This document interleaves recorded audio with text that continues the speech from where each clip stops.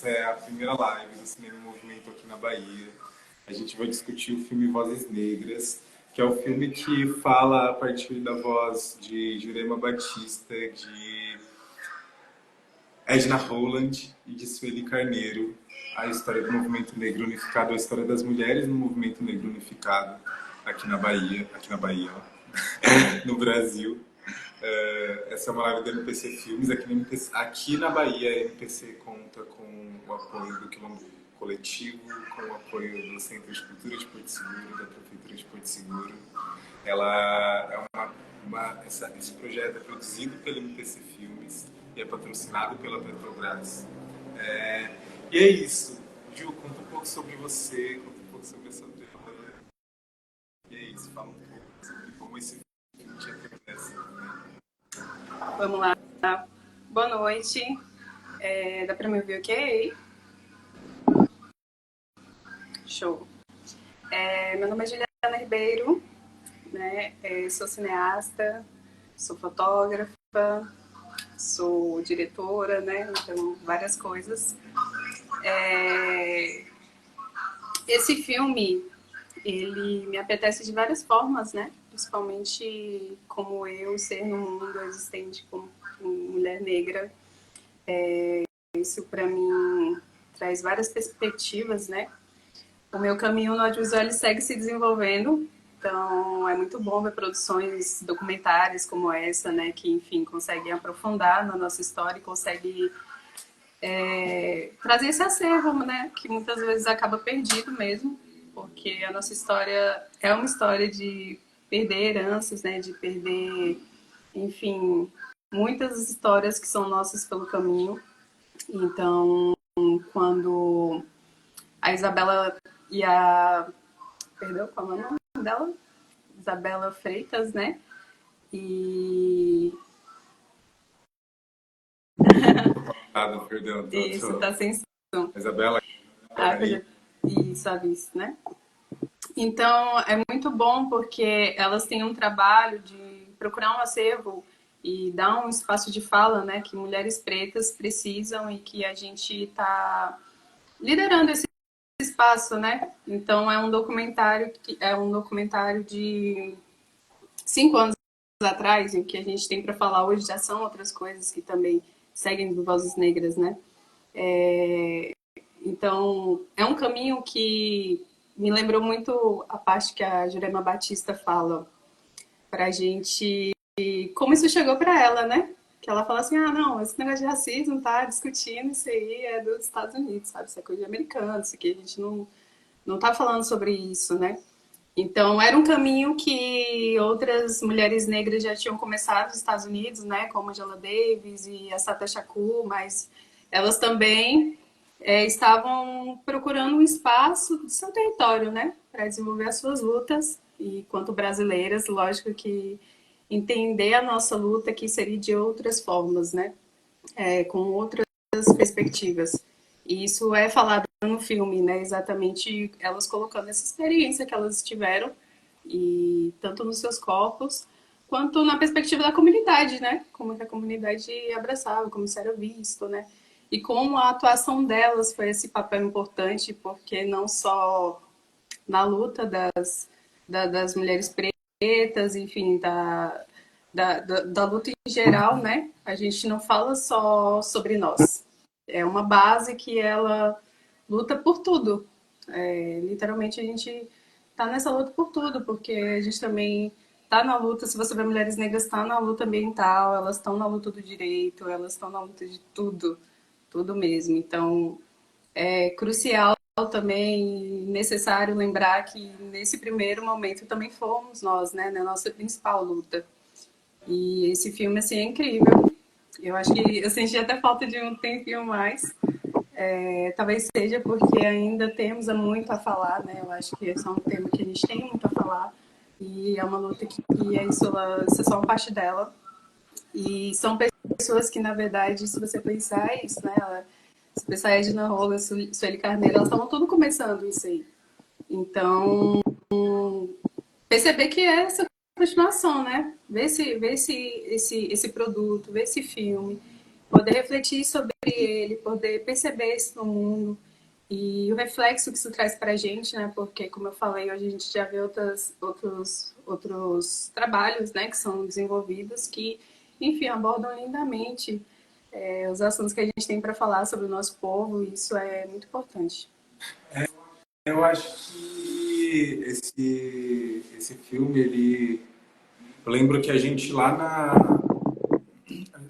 na formação do Cinema em Movimento, quando a gente estava lá no Rio, a Carol, que estava com a gente, contou de um momento em que, eu não lembro se ela viu ou se ela estava presencialmente, se ela ouviu em algum lugar ou se ela estava presencialmente, mas foi ela quem contou, que, que Angela Davis, em uma conversa aqui no Brasil, perguntou por que que a gente procurava tanto, ia tanto atrás do que ela pensava e do que ela tinha para dizer, sendo que a gente tinha aqui Lélia, por exemplo, que a gente tinha aqui Lélia Gonzalez, que é dela que é de Lélia que Angela bebe, por exemplo, sabe? E aí a gente vê o quão a gente é feito de referências, né? O quão o povo negro é feito de referências, o quão a gente não teve essas referências em um momento, então quando essas referências começam a enxergar de fato essas referências, a gente começa a se entender, enquanto um ser humano pensante, enquanto um ser humano de valor aqui. Eu, em uma discussão esses dias com os amigos, depois dessa discussão que eu comecei a ter comigo mesmo, né, sobre os lugares em que as populações dissidentes, né, enquanto a gente está falando da temática negra, mas eu digo das populações dissidentes no geral, o quão é uma luta só para ser aceito na sociedade, sabe? Só para estar em sociedade, na verdade. Não é nem ser aceito na sociedade, é para estar em sociedade. Tipo, eu só quero andar do seu lado na rua, tá ligado? Sem sofrer nada, sem precisar sofrer nenhum tipo de preconceito, bota fé. E o como isso é difícil. Queria saber de você, Gil, o que você acha sobre isso e quais são as suas referências, assim. Porque a gente está falando de todas essas referências, né, que a gente utiliza para se construir. Eu queria saber quais são as suas referências, assim, em quem a Gil se inspira, sabe? Incrível. Eu acho que não só como essas pessoas, né, que a gente está falando, porque acho que elas são não só referência para a gente, mas parte da história, né, que está intrínseco mesmo ao nosso corpo, à nossa luta, à nossa história brasileira. Mas eu, quanto pessoa, eu acho que a maioria das pessoas negras, quando se fala de ter família, né, porque ter família também no Brasil é uma coisa que é um privilégio, muitas das vezes, né, por conta da desigualdade que a gente tem, né, enfim, do abandono familiar em geral. E é uma problemática nossa, né?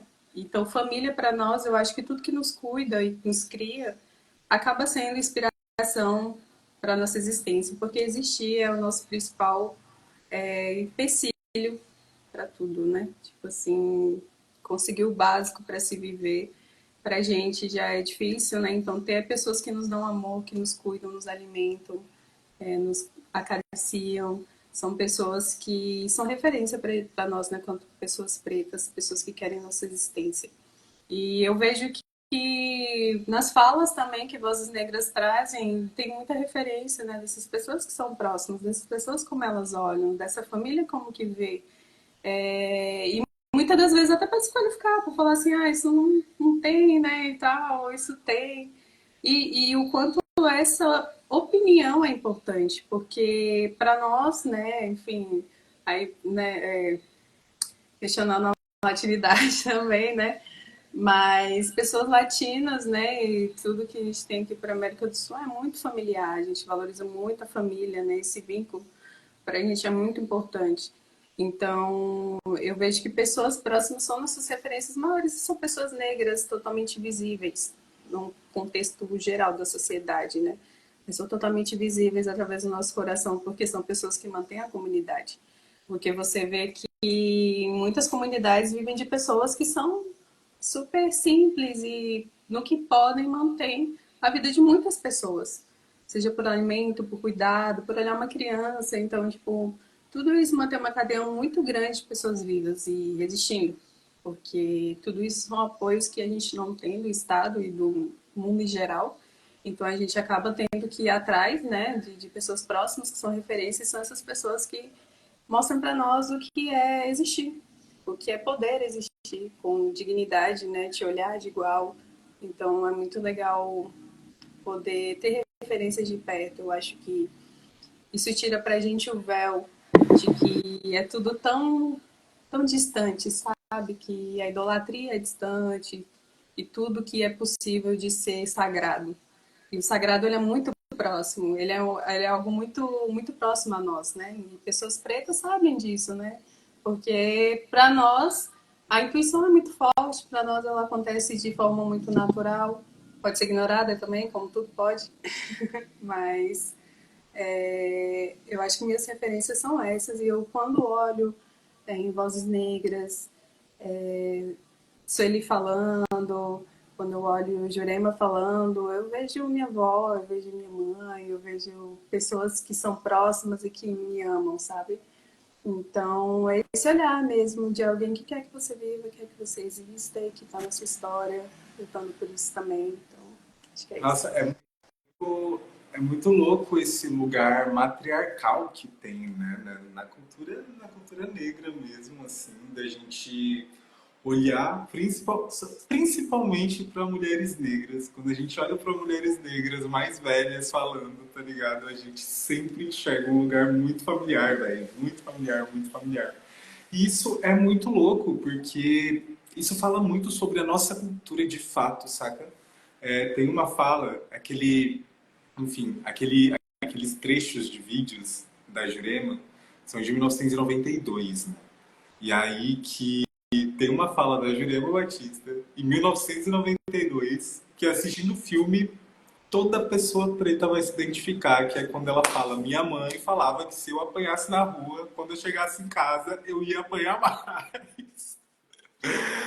Todo mundo ouviu isso, toda pessoa preta ouviu isso na infância em algum momento. Se você apanhar na rua, você vai chegar em casa e vai apanhar mais. E é muito louco como a gente encontra essa identificação. E essa identificação, principalmente, ou melhor, ver como essa identificação é fruto de uma criação de uma mulher negra, geralmente. E, e é isso, são costumes, são culturas, olha, são costumes que eles vão passando de geração para geração, para que essa cultura ela se mantenha viva, né? Eu costumo trazer nas discussões um assunto que é sobre os nossos símbolos, sobre os símbolos negros, assim. Quando eles se tornam símbolos nacionais, eles acabam perdendo um pouco da... Não rola de lado, né? Não rola deitado. Quando eles se tornam símbolos nacionais, eles acabam perdendo um pouco da simbologia. E aí, trazendo para a cultura, isso para a cultura, eu vejo que, por exemplo, as comunidades indígenas, as comunidades quilombolas, que se mantiveram contra a colonialidade, que conseguiram se manter contra a colonialidade, das mais diversas formas, elas... Putz, perdi falar. Mas enfim, assim, lembrei. Os costumes, eles são mais difíceis quando elas seguem ir contra a colonialidade, né? Essas comunidades. Os costumes são mais difíceis de ser acessados. Quando eles são mais difíceis de ser acessados, eles são mais bem preservados, sabe? Eles são bem preservados dentro daquela comunidade. Por exemplo, em conversa com os Machacali, no momento em que eles estiveram aqui, em conversa com os Pataxó já também, fiz a mesma pergunta, uma pergunta parecida, que era com o avanço tecnológico, né, e as crianças tendo acesso a esse avanço tecnológico e a tantas influências exteriores, como é que vocês garantem que essa cultura, que esses cantos, que os rituais, eles sejam passados e eles não sumam? Porque a gente vê hoje em dia que com o avanço tecnológico alguns costumes eles têm sumido dentro das cosmologias ocidentais, dentro da ocidentalidade. Eles vão sumindo, né? Os costumes vão se perdendo. E aí eu vejo que na cultura preta, na cultura negra, não há nem que os costumes, mas a gente está em um país que é majoritariamente negro. A gente mora em um país que com a maioria da população sendo pessoas negras, a gente ainda tem um livro do Richard Santos chamado Maioria Minorizada. E ele fala como a gente é a maioria em vários lugares e como a gente perde em vários outros lugares. Como, por exemplo, dentro da população carcerária. A gente é a maioria, assim como a gente é a maioria no Brasil. Mas olha só como dentro de uma baixa posição de poder, né, de uma baixa posição social, segundo a sociedade, a gente está ali enquanto minoria também. Eu fui falando e fui perdendo onde eu queria chegar, velho. A questão eu sinto que muitas coisas que são costumes negros, ao se popularizarem, a gente foi perdendo esse insight, sabe? Esse filtro de que, pô, isso é nosso. Isso não é, tipo, do mundo, isso não é de geral, isso é nosso, sabe? Se você chegar em casa, você vai abrir. A gente sabe que não vai bater mais, porque a mãe vai ficar toda preocupada ali, tá ligado? Com, ai, chegou todo machucado, não sei o quê. Mas isso é nosso, sabe? Essa fala é nossa. E vários costumes que hoje a gente não enxerga mais enquanto nossos. Várias palavras que hoje a gente não enxerga mais enquanto nossas são nossas, sabe? Eu acho que esse trabalho de resgate, esse trabalho de memória é muito importante. Não, total. Eu acho que eu gosto muito da forma que você discorreu sobre isso, porque a gente consegue pensar um pouco naquilo que eu falei do que é sagrado pra gente, né? Quando você pensa, por exemplo, em como é que eu falo assim, documentar tudo, né? Como você documenta, como quando a gente estava falando, né, da cultura negra, como você documenta uma cultura que é praticamente ligada à oralidade, em sua totalidade. Você pode tentar, isso pode entrar nos livros, né? Mas o que a oralidade carrega também é algo que não vai entrar da mesma forma nos livros, né? E aí, quando a gente pensa, por exemplo, lá, quando a gente volta um pouquinho, né, no que Maria Aparecida fala um pouco pra gente também, dos griots, né? Quando eu penso no trabalho que elas trazem, Jurema, a Sueli, a Edna, são trabalhos de griots mesmo, né? Uma troca oral que a gente está tendo de vivências e de coisas que o que elas passaram a gente não vai ter igual. E que o que a mãe fala, quando a mãe fala, se você for lá e você voltar e tudo, você vai sofrer isso, é porque ela também entende que ali há um recado, que ali é esse criptografado, né? Tipo assim, tá, eu vou proteger uma informação que tem aqui, mas que você sabe o que quer dizer. Né? Então isso é muito importante para a gente. Eu acho que isso é até uma das coisas que identifica a gente. Não ser totalmente lido, não ser totalmente exposto, né? Porque eu acho que é isso. Nossa cultura ela não deve ser totalmente compreendida por todos. Ela não é compreendida por nós mesmos, que ainda estamos nos descobrindo quanto pessoas e seres e espíritos e tudo que existe quanto quântico e matéria. séria, né? Então, acredito que tudo isso que a gente tem para compreender, quanto seres, estamos carregando o sagrado e carregando nossas lutas também sociais, a gente tem que ter esse equilíbrio, né? Do que é saudável para a gente dividir, do que é importante para a gente guardar, e isso em âmbito sagrado, em âmbito pessoal, porque ainda estamos em luta, em guerra, é importante saber como agir. E quanto a pessoas pretas, a gente ainda está num caminho muito longo. Eu acho que ainda a gente não fala com respiro desde esse documentário para cá, porque a gente ainda está numa luta, segue se desenvolvendo, ela segue precisando de reparos. Então, ainda, assim, para nós é tudo, né? É tudo que a gente precisa continuar nessa luta, mas ainda é muito difícil. É muito difícil. Mas eu quero dizer que, para mim, isso é um tesouro. Vozes Negras, para nós, é um tesouro. Para a gente não tomar muito tempo, né? Para nós é um acervo mesmo importante guardar para nossa comunidade, para nós quanto pessoas pretas. É isso, Vozes Negras é um trabalho de muita memória, né? De muita memória ali a ser preservada, a ser guardada.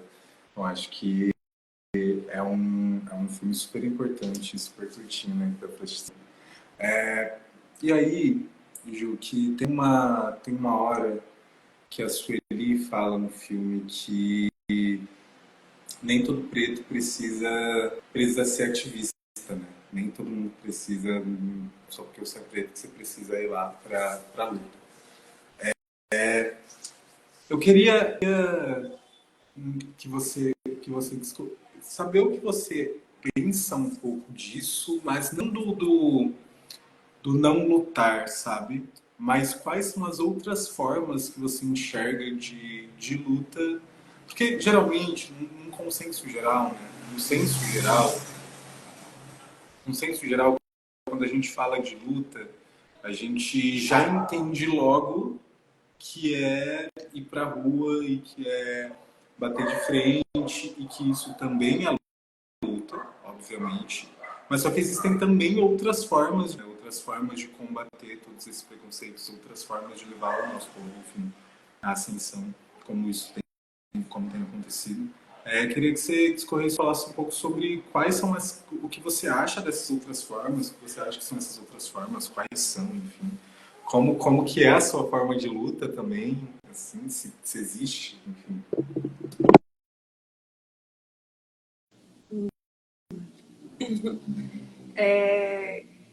Eu acredito que a nossa, a nossa comunidade em geral sempre está lutando, querendo ou não. Eu acho que ou você é consciente ou você não é consciente disso. Porque o mundo está girando, as coisas estão acontecendo da mesma forma que para outro, um te olha do jeito, vai olhar para o outro do mesmo jeito. Eu acho que isso tudo se trata de como a nossa consciência vai discorrer sobre o nosso corpo. Porque ela que vai levar, né, o seu corpo nos lugares, nos estudos, nos sonhos. Então, de que forma essa consciência vai discorrer sobre o seu corpo para desenvolver na sociedade? E você pode compreender isso ou não. Como a gente falou, né, daquelas pessoas que mantêm a comunidade, eu acho que elas são pessoas que muitas das vezes não são racializadas. E aí eu falo na parte da consciência mesmo, de, não parei para pensar sobre isso. Estou pensando em existir. E tá tudo bem, porque são as pessoas que muitas das vezes não ensinam tudo sobre a vida. Ou grande parte dela, né? E aí você, por exemplo, e aí eu trago da referência minha familiar, por exemplo, minha avó, ela era uma pessoa assim, do interior, né? Então ela não tinha muito contato para saber de luta antirracista ou sobre luta de pessoas pretas, enfim, se ela não chegava até o interior de Minas. Então, principalmente, né, você pensar o histórico de Minas Gerais como histórico de, enfim, de pura mineração, né, e um abuso do trabalho, enfim. Então, quando a gente pensa, né, A minha avó, ela foi a pessoa que me deu maior instrução de vida, em geral, uma pessoa preta, uma mulher preta, casada com um homem preto também. Então, assim, é muito louco a gente ter essa dualidade entre a mesma pessoa que te ensina a, a do que beber, como se vestir, o que dá certo, também não aceitar o seu cabelo, não aceitar a pessoa que você se relaciona, enfim, tudo isso é muito louco, porque a gente acaba tendo um confronto ali de duas coisas para nós cruciais, que é se compreender no mundo e o outro que te compreende, e vindo de algo que é do âmago, né, que é familiar. Então, eu acho que são pessoas que não necessariamente estão compactuando, né, com a luta, compactuando com o sistema da forma que acontece, né, enfim, o todo. Mas eu acho que acabam participando também de como isso pode ser só um efeito em massa. Isso para nós, eu acho que em grande parte atrapalha, mas eu acho que o nosso trabalho tem sido bem feito, porque a gente já vê que de um tempo para cá a gente já não encontra o mesmo cenário, e agora eu falo desse tempo mesmo, né, do documentário, de 5 anos para cá, de 10 anos para cá, que a gente está tendo esse debate mais fervoroso sobre identidade, sobre nossa cor, sobre tudo. Então, eu acho que é um caminho, passinhos de formiga, mas são os passinhos da formiga que deixam os lugares que vão continuar a ser trilhados, sabe? Então, acho que é isso. Não é. Eu acho que é isso. A gente sempre. Eu acho que na verdade é interessante. Um dia um amigo falou pra mim como a gente precisava aprender a navegar sobre as. Como é quando a gente. Quando a gente é uma quase que dualidade, sabe? Enfim, navegar sobre a dualidade, né? Entender que existe aquilo ali que é geralmente a minha visão ou a minha expectativa ou aquilo que eu criei e existe o que é real, que geralmente é diferente de tudo isso aqui. Eu acho que a grande expectativa seria que, enfim, no caso, essas pessoas mais próximas da gente, né? Enfim, fossem. Tipo, não é nem que, enfim, tivessem a consciência. Eu lembro que a gente conversou sobre isso lá na preparação também, e, e aí que eu trouxe esse caso de pessoas que, enfim, das pessoas da minha família. Peraí, um minutinho.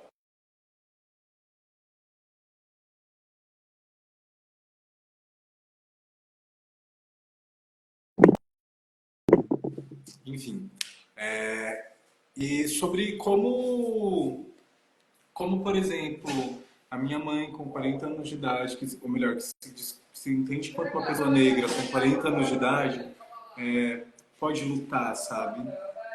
Sendo que, enfim, tem tantas. São 40 anos de idade para desconstruir, bota fé.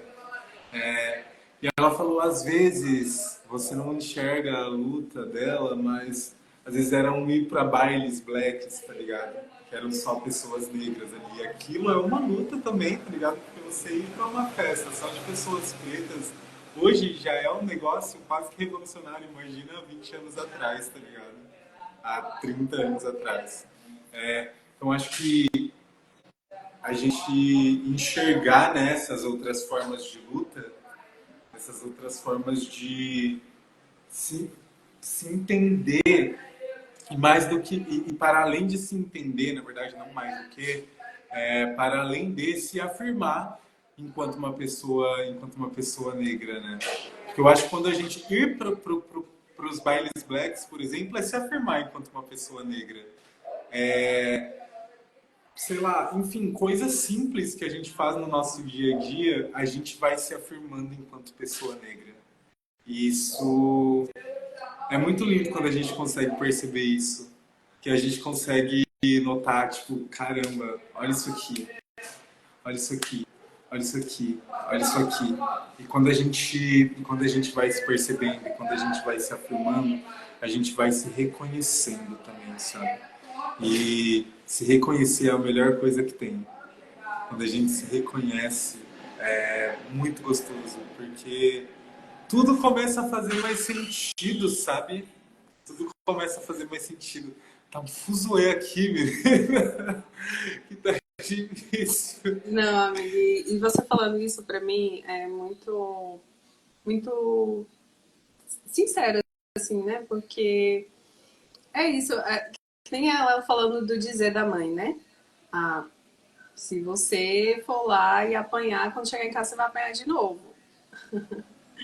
Então, é um ponto em que você tem ali cultura negra. Você tem ali o que já é a essência disso. Então, não é necessariamente porque ela tem que saber o que é racismo, ou saber, ela sabe quando uma pessoa. Quantas mulheres negras lutam contra o racismo sem saber o que é racismo? Só querendo salvar o filho. Então, é muito, eu acho que até embranquecido, né? É um rolê colonial a gente querer que as pessoas tenham conhecimentos que são acadêmicos às vezes, ou enfim, é isso que a gente está falando, a pessoa do interior, como é que a pessoa do interior vai às vezes saber sobre aquilo, ou ter uma leitura muito mais aprofundada, mas ela chega lá e vê o filho dela, né, no meio rural, sofrer uma abordagem e pode morrer, pode acontecer o que for, mas ela sabe que ali ela tem a razão pela vida.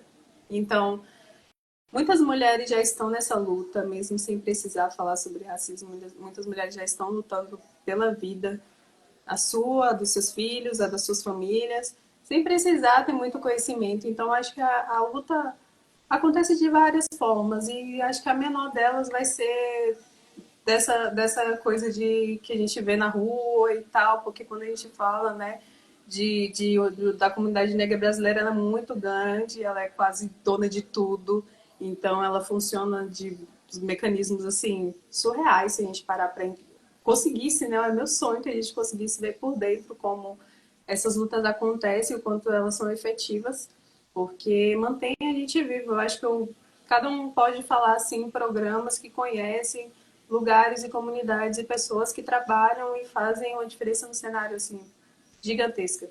Então, para a gente são pessoas que são referência mesmo, são pessoas que para mim é o que muda no cenário. São pessoas que não necessariamente ali numa paradinha, conversadinha, você vai falar profundamente sobre filósofos e teóricos e toda essa galera que, quando se fala realmente do que é história brasileira, não são as melhores pessoas para a gente falar. É isso, eu acho que é mais do que na hora, né? Da gente entender e valorizar tudo isso que vem da gente, né? Do nosso povo pra gente.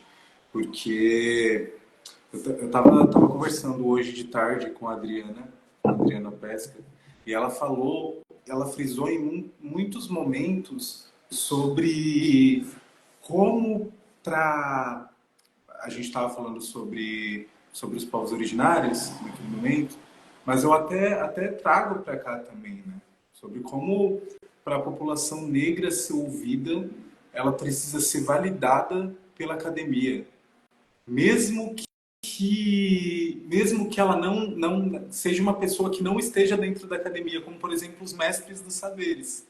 Os mestres dos saberes, eles são avaliados pela academia, são validados, melhor dizendo, pela academia, sem estarem dentro da academia. Então, como a academia ainda tem poder de validar ou invalidar informações, ou invalidar pessoas, sabe? Eu acho que já passou da hora disso ser mudado, disso não acontecer mais, da gente utilizar também, e aí que eu acho que, enfim, é uma coisa que a gente vem conversando há muito tempo, né? Dessas outras formas de se inscrever os nossos saberes no mundo. Escrever, por exemplo, como você estava falando agora, oralidade, sabe? Como que a gente faz para não só utilizar de uma entrevista, sabe? Eu gosto muito do estilo entrevista para a gente registrar a oralidade enquanto forma de saber. Mas eu também acho que a gente pode pensar em outras coisas, sabe? Para além da entrevista que eu vou passar para o livro, que eu vou passar para o texto, para o artigo, que eu vou precisar escrever, como é que a gente pode registrar essa forma de saber, sabe? Porque não está só na entrevista que a minha mãe me conta e que eu vou lá e vou colocar no livro. Não está só nas palavras que ela diz, mas está em toda a entonação de voz que ela dá, está em tudo que ela fala ali naquele momento. Enfim, está na voz. A oralidade tá na voz, ela não é o que sai e vai para o livro, que é o que a gente vê hoje em dia, né? A entrevista, e aí falando dessa forma de validar acadêmica, é uma grande, enquanto exemplo, né? A entrevista é uma grande forma de validar, é um grande mecanismo que eles usam enquanto a gente vai validar a oralidade, então. Mas aí você vai ter que escrever o que eles falam, sabe? Eu acho que a gente tem falado sobre isso, né, amiga? Como o momento que a gente está hoje na sociedade, como o momento que a gente está vivendo, sobretudo na arte negra no Brasil, é um momento propício para a gente começar a propor esse tipo de coisa. Então, acho que a gente está numa plataforma aqui para todo mundo ver e é bom a gente falar sobre isso também, sobre esse momento propício para a gente agir, para a gente ocupar os lugares, para a gente ocupar os espaços, para a gente falar da nossa cultura, para a gente falar da nossa forma de fazer as coisas também, sabe? Que na nossa forma de fazer as coisas também funcionam, que só funcionam melhor. E lutar por esse espaço, porque, pô, a gente está falando sobre um filme de memória, a gente está falando sobre um filme que são coisas que elas falaram lá atrás. Então já tinha alguém rodando, tá ligado? A gente não está inventando a roda já está girando ali. Mas a gente tem enquanto função manter essa roda girando. Bota fé. Não, total. Eu acho que, na verdade, essa roda, ela já está acontecendo, como você falou, né? Não tem como a gente fugir do produto que a gente já está vendo acontecer, né? Eu vi, por exemplo, aquela premiação, né? Que teve, recente aí, da do Oeste, né? Então ela ganhou o Grammy. E a gente falando sobre oralidade, para mim, oralidade é isso, cara. A pessoa lança uma música e ela é capaz de ali construir uma história que muda a perspectiva de uma mulher preta na sociedade.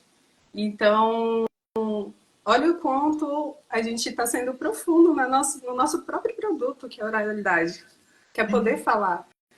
Por exemplo, também a popularização do podcast, né? Agora a gente falando das conversas, né? O podcast com o Mano Brown, acho que é um símbolo aí que ficou para a galera preta, né? Poder ter um lugar para escutar outras pessoas e escutar coisas que realmente influenciam em você quanto a existência no mundo. Então, o LP aí marcando presença, né?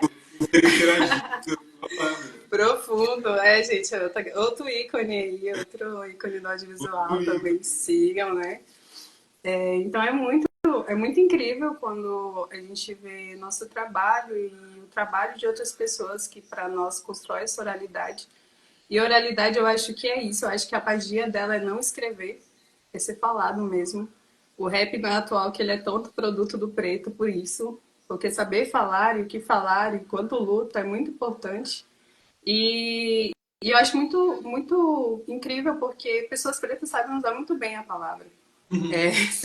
Seja, né, pra mãe, né, quando tipo fala, se você voltar tarde, não sei o quê, e aquilo tem um poder, quanto pra você poder se posicionar quanto luta.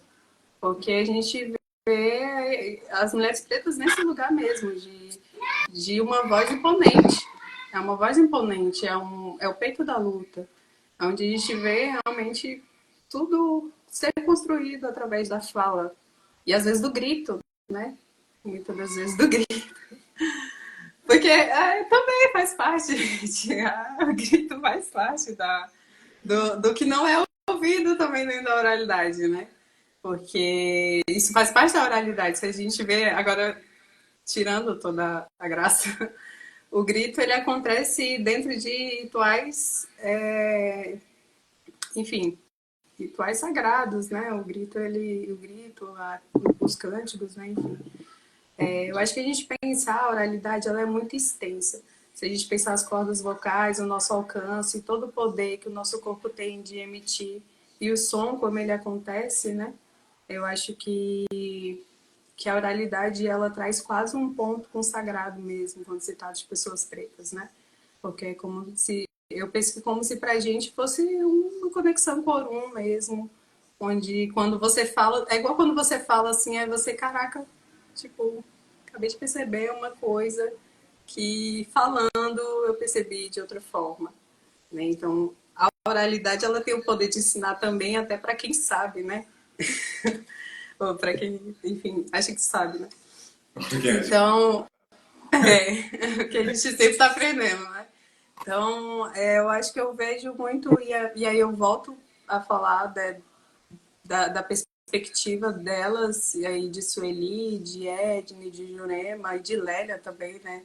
A partir da perspectiva de griots, porque elas trazem realmente esse lugar de um espectro mesmo da comunidade, de alguém que muda o cenário e, enfim, renova toda uma história que ninguém mais vai construir igual, ninguém vai passar o que elas passaram.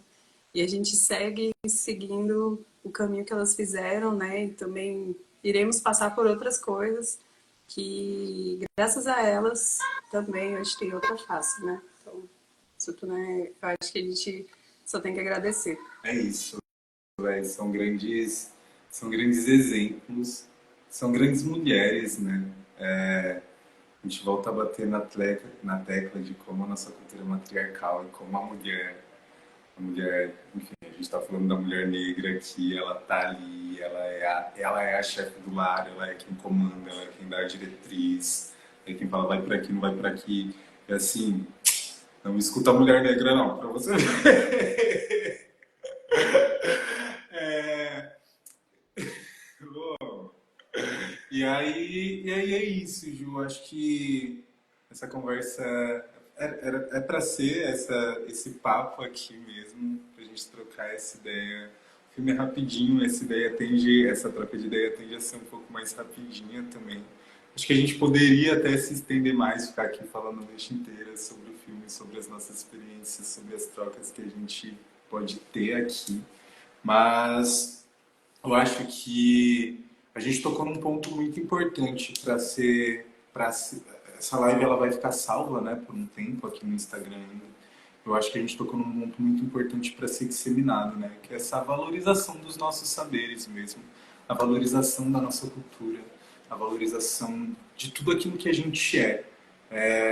A gente só sofreu e sofre, né? E essa palavra é forte, o sofrer, o sofrimento, mas é isso, cara, é isso, porque não é gostoso tudo que foi tirado, não é gostoso tudo que é tirado. Quando isso é tirado, existe um sofrimento intrínseco mesmo dentro da gente, quando nossa cultura é arrancada da gente, quando os nossos signos são arrancados da gente, sabe? Então, a gente sofreu e sofre isso todos os dias, né? Diariamente. Alguns mais, outros menos, mas sempre com uma falta, assim. E, pô, a gente vem falado, né, que tá na hora da gente olhar pra gente, olhar pra dentro, olhar pra nossa comunidade, ver o que a gente pode fazer pela gente, como que a gente pode se juntar, quem são os nossos aliados aqui dentro e quem não são os nossos aliados aqui dentro também dessa comunidade. E, e se projetar para ocupar esse espaço não mais enquanto uma maioria minorizada, sabe? Mas enquanto de fato uma maioria expressiva. Ocupar os espaços não só da população carcerária, sabe, em alta, não só os espaços em alta de moradores de rua, sabe, de pessoas em situação de rua, mas em todos os outros espectros, em todos os outros âmbitos da sociedade também a gente está enquanto maioria, porque é no mínimo uma equação errada, um país em que a maioria é negra, é, o dinheiro, o poder está na mão da maioria branca. É no mínimo uma equação que não dá certo, sabe? Então, acho que a gente consegue ter um papo que fica aí pra galera de muito valor, sabe? De muito valor. E é isso, passo a palavra pra você fechar, falar o que você quiser aí. Isso. Eu acho, eu acho que você também trouxe um ponto muito importante pra gente, que é assim, né? Não vamos, sei lá, não vamos falar só de dor, né? Mas eu acho que a gente tá falando de, sei lá, 500 anos que a gente tá falando de uma dor que durou também, sabe, o dobro dela. Impossível da gente estimar o quanto de dor a gente tem para deitar nesse tempo que a gente tem de liberdade. Então, eu acho que a gente ainda está encontrando os nossos caminhos, né? Porque é isso, a gente também não parou de sentir dor nesse período, porque ainda estamos falando de luta que está acontecendo, a gente está falando de espaços, né? Porque eu não vejo a nossa comunidade vencendo a toda tona da forma que pode parecer, porque quando a gente pensa em pessoas ricas, quando a gente pensa em pessoas bilionárias, ainda não somos nós e que não deveriam estar milionárias. Então, eu acho que a gente ainda está tocando em pontos da sociedade muito cruciais para entender também onde que o nosso corpo se localiza, porque também eu acho que um dos nossos empecilhos hoje em dia é ter uma fácil distração, né? A gente é muito fácil distraído pelas coisas, pelos lugares e agora pela tecnologia, né? Como eu sempre falo. Então, eu acho que está sendo um caminho que está sendo percorrido aos poucos, que está se encontrando, né? Eu vejo com muito otimismo, apesar, apesar dos pesares, vejo com otimismo porque